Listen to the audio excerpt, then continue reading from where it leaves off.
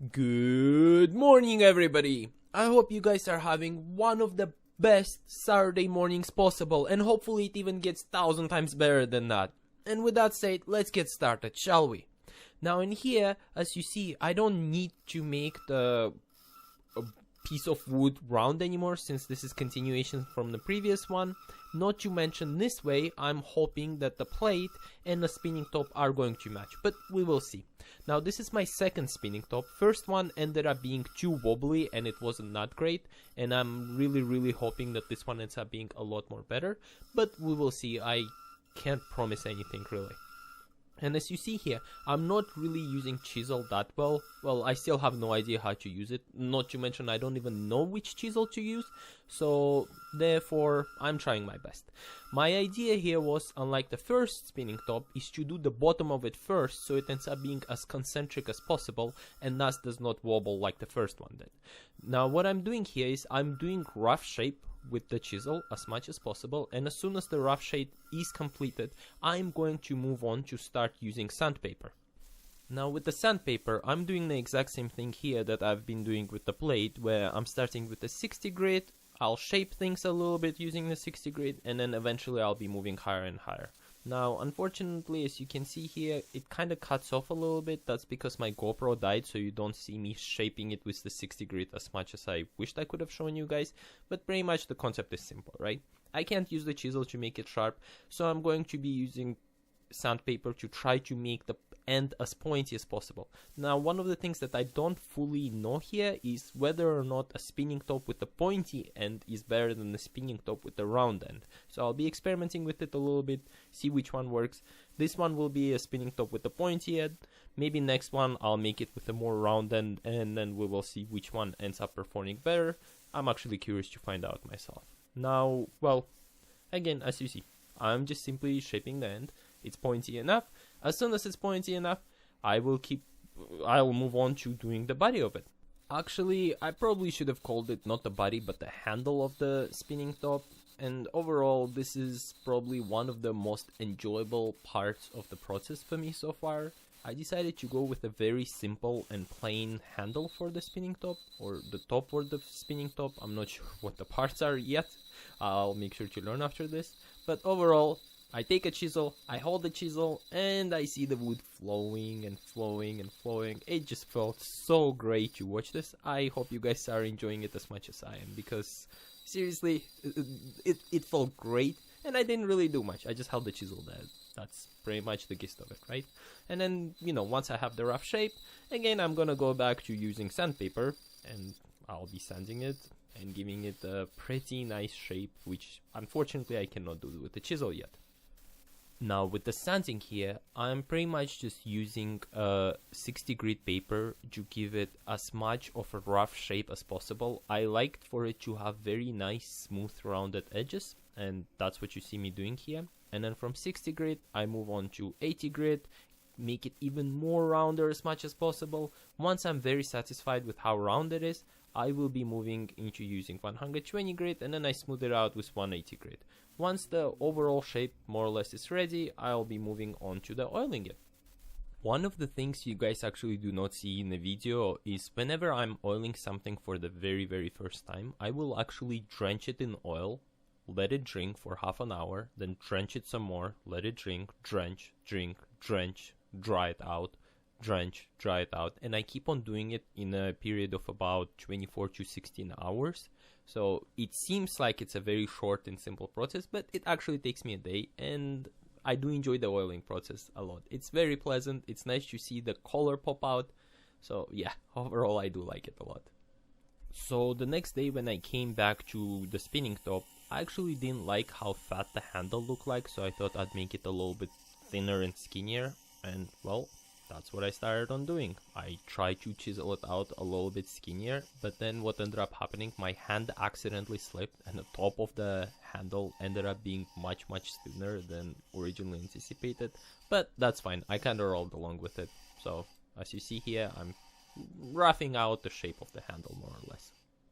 Once I was more or less satisfied with the shape of the handle, I thought it's time to start sanding it down and making it as smooth as possible. Looking back at this video, one of the things that I haven't actually realized is just how much I sanded down the handle than what it used to be. It actually got a little bit more skinnier, more so than I intended for it to be, but overall I still think the shape was fine. I was quite satisfied with it. So as you see again, I'm starting here with the 60 grit.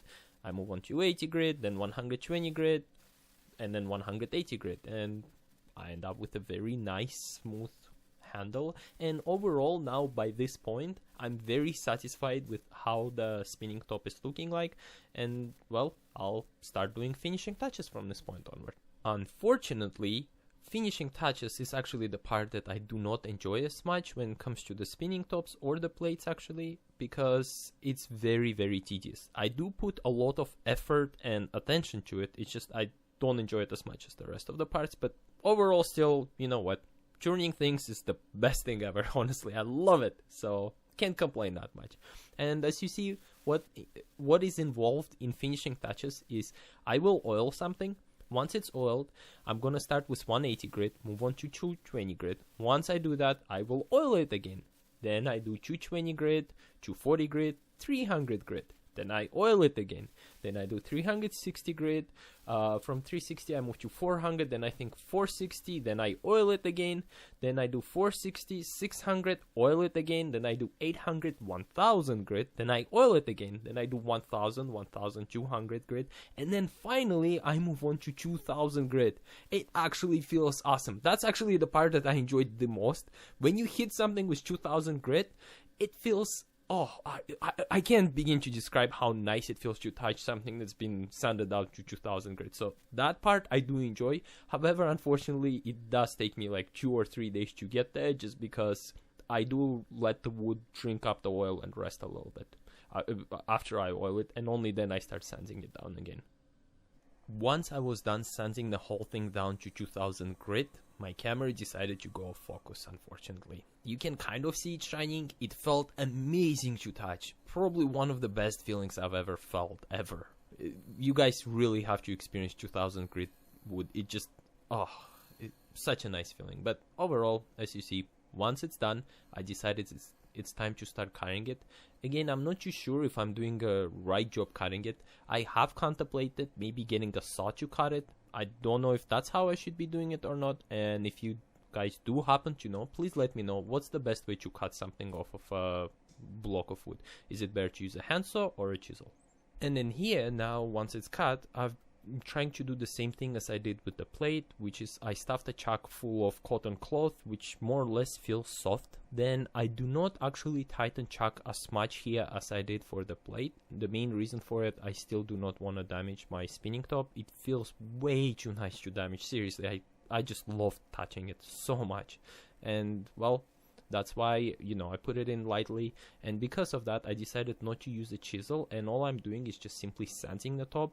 And for this part I try to bring it up to 600 grit. Rest of the spinning top is 2000 grit, but for this part I decided to stop at 600. The main reason for it is I actually started running out of sandpaper, believe it or not. Oiling things, then sanding it, then oiling, then sanding actually consumes a lot of sandpaper. So that's why I went a little bit lighter with sandpaper. Once more arrives, I'll make sure that I'll have more than enough sandpaper in stock to do more shenanigans like this.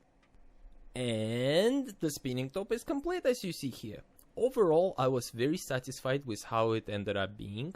I was hoping that I could get about 2 minutes spin time out of this, but unfortunately it averages about a minute. Another downside of the spinning top is the handle. It's not the easiest to hold, so when I'm trying to spin it, most likely than not it flies off or it doesn't spin properly. So I'll have to contemplate on how to make the handle better so it's easier to spin. If you guys do have any ideas, please let me know.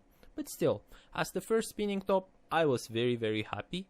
I did put in a lot of effort into this, so I can say I didn't cut any corners. I'm satisfied with it, and that's it. Well, thank you so much for watching, guys. I hope you enjoyed this as much as I enjoyed making it. I really hope you guys have a wonderful rest of the day, and I'll see you in the next videos. Bye bye. Have a best day ever.